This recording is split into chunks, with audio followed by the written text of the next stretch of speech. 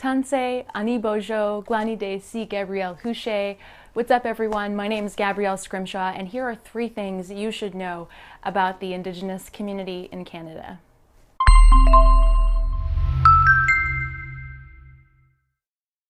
So I spent most of my life living just off of a reservation in north central Canada in a small community of 800 people. I myself am Dene. I'm from Treaty 10 territory in northern Saskatchewan.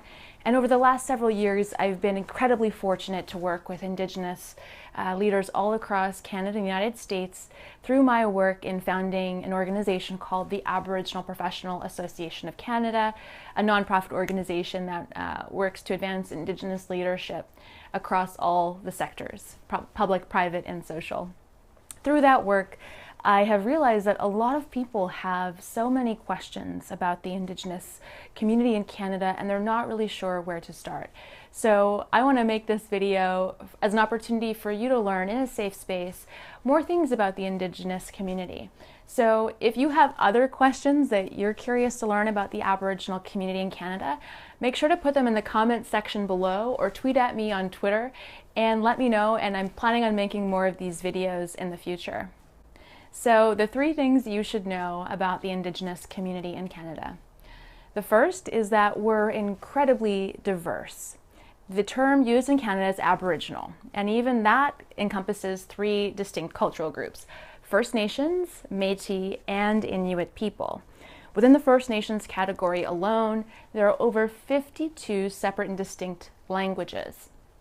As any anthropologist will tell you, language is the root of culture. So that means that there are over 52 separate and distinct First Nations communities in Canada. Now, what that means is that a one-size-fits-all approach doesn't really work. The histories, needs, cultures, laws are very different for different First Nations communities across Canada. So the needs, laws, histories of somebody, of a First Nations community in Southwest Ontario will be very different than the needs of a First Nations community in northern British Columbia. So as maybe in the work that you're doing or as you read things in the paper, understand that this one-size-fits-all approach doesn't work. Just like a company would never go and launch with the same business strategy in Spain, in France, in Germany, and Australia with the exact same thing, nor should a company or government or community engage with First Nations communities the same way across the entire country, because they're very different and their needs and wants are also very different. But I think that's an exciting thing. I think it's an opportunity to learn. If you think about Canada being an incredibly diverse country, that's something that we hold so dear. I think it's adds to the diversity and the tapestry of Canada, which I think is a very exciting thing. The second thing you should know about the Indigenous community in Canada is that we are growing. In fact, about 1.4 million Indigenous people today identify as Aboriginal in Canada. That number has been growing steadily over the last decade, and the Aboriginal population, in terms of the growth, which I think is fantastic, is growing at 4 times the rate of the non-Indigenous population, making the Aboriginal community one of the fastest growing demographics in Canada. A big part of that has been because people are starting to self-identify, as well as Indigenous people tend to have slightly larger families at slightly younger ages. But the self-identification aspect has been really big, particularly in my work with the Aboriginal Professional Association. You see a lot of people who are now starting to reconnect with the Indigenous part of their family history. There's so many legacies with the Indigenous community, which I'm happy to make another video about, where people were taken away from their community, they were taken away from their culture.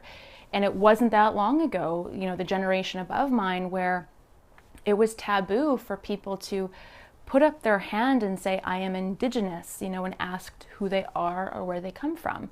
So what that means is that we have these generations of people who are aiming to reconnect, and they're finding strength in that aspect of their identity, so they're reconnecting with it and self-identifying finally as Indigenous people. The third thing you should know about the Aboriginal community is that we're also very young. In fact, half of the Aboriginal population in Canada is under the age of 30. 3 out of 10 Indigenous Canadians are under the age of 14. And by the year 2026, 400,000 Indigenous youth are going to enter the workforce in Canada. So taken together with the growth numbers, that means that we have a young, diverse, growing population of Indigenous people in Canada that are in our educational systems right now, that are going to enter the workforce over the next decade.